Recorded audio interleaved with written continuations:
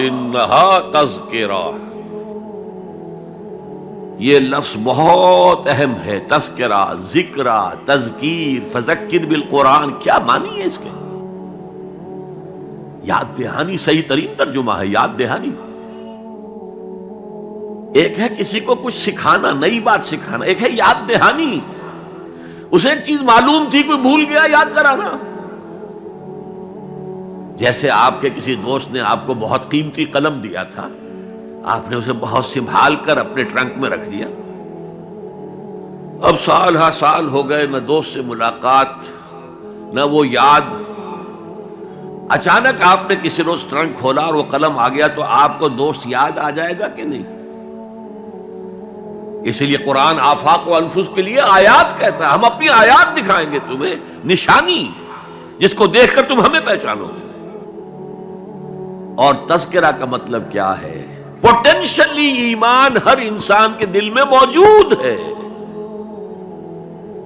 یہ جو روح جو ہمارے قلب کی مسکن مکین ہے، اس میں اللہ کی معرفت بھی ہے، اللہ کی محبت بھی ہے۔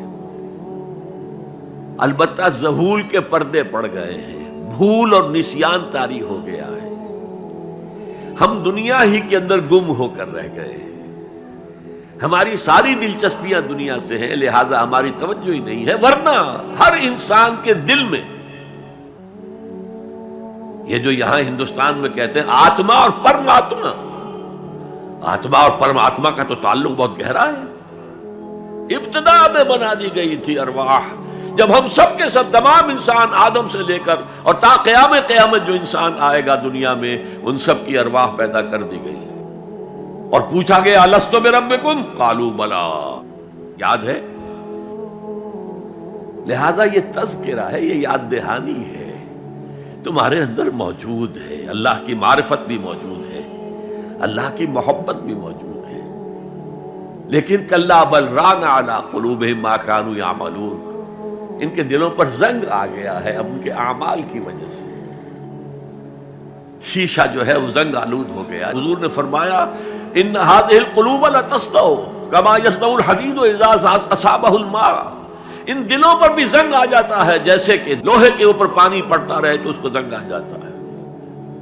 پوچھا گیا فما جلاؤها یا رسول اللہ، اے اللہ کے رسول ہماری تلواروں کو زنگ لگتا ہے، ہم پالش کرتے ہیں، سیکل کرتے ہیں، وہ پھر چمک اٹھتے ہیں، تو دل پر اگر زنگ آ جائے تو اس کا علاج کیا ہے؟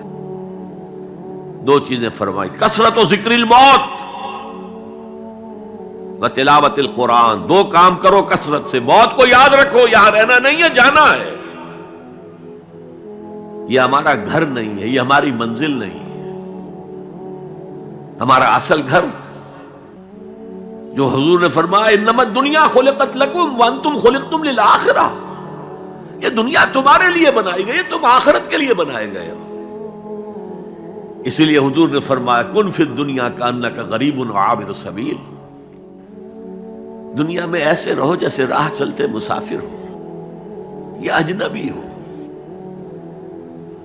اپنے بارے میں فرمایا مالی والی دنیا، مجھے تمہاری دنیا سے کیا سروکار، انما مثلی کراکب استظل تحت شجرۃ ثم راح فترکها، میری مثال اس مسافر کی سی ہے جو ذرا سستانے کے لیے کسی درخت کے سائے میں بیٹھتا ہے تھوڑی دیر، وہ اس کا گھر تو نہیں ہے، اس کی منزل نہیں ہے، پھر وہ اس کو چھوڑتا ہے، اپنا راستہ لیتا ہے۔ یہ اگر ہمارا تصور قائم ہو جائے، کلا انہا تذکرہ، اب اس کے بعد جو الفاظ آئے فی صحف مکرمۃ مرفوعۃ مطہرۃ بایدی سفرۃ کرام بررہ، یہ جو قرآن ہے، جو تذکرہ ہے، یہ بڑے ہی انتہائی پاکیزہ صحیفوں میں ہے، فی صحف مکرمۃ، بڑے باعزت، مرفوعۃ مطہرۃ، مرفوع بلند اور انتہائی پاک، بایدی سفرۃ، یہ کن کے ہاتھوں میں ہے؟ لکھنے والے وہ فرشتے، بایدی سفرۃ کرام بررہ، جو نہایت باعزت ہے، بہت وفادار ہیں اللہ کے۔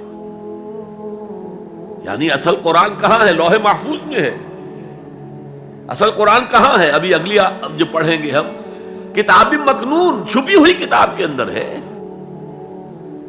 اصل قرآن کہاں ہے؟ وَإِنَّهَا لَفِي أُمِّ الْكِتَابِ لَدَيْنَا لَعَلِيٌّ عَظِيمٌ.